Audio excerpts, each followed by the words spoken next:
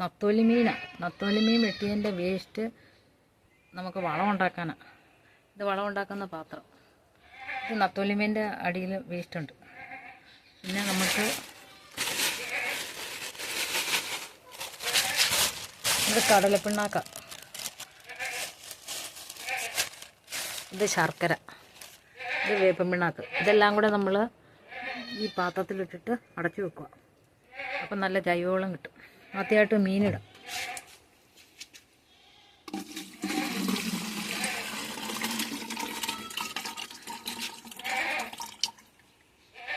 മീനിൻ്റെ വേസ്റ്റ് എല്ലാം കൂടെ വാരി ഇതിൻ്റെ അകത്ത് ഇടുക.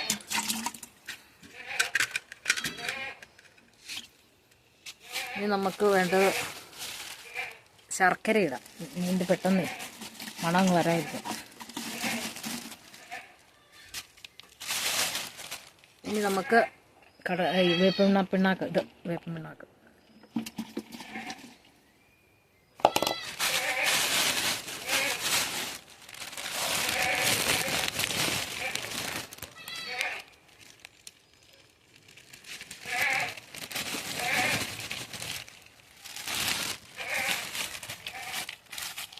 ഇത് കടലപ്പിണ്ണാക്ക്.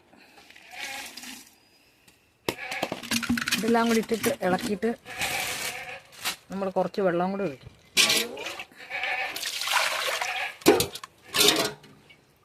എന്നിട്ട് അടച്ചു വെക്കാം. ഇത് നമ്മൾ ഈ അടപ്പ് കൊണ്ട് അടച്ചു വെക്കാം, അങ്ങനെ കുലുക്കിയിട്ട്. എന്നിട്ടൊരു 21 ദിവസം കഴിയുമ്പം ഇത് ഇടയ്ക്കിടയ്ക്ക് ഒന്ന് ഇളക്കി കൊടുക്കണം. 21 ദിവസം കഴിയുമ്പം നമുക്ക് നല്ല ജൈവവളം കിട്ടും. അതിൻ്റെ അകത്ത് ഇരട്ടി വെള്ളം ഒഴിച്ചിട്ട് ചെടിയുടെ ചുവട്ടിൽ ഒഴിച്ചാൽ ഇരട്ടി വിളവാണ്. അപ്പം മീൻ വെട്ടുന്ന വേസ്റ്റുകളൊന്നും കളയണ്ട, അതിങ്ങനെ ഇട്ട് വെച്ചാൽ മതി.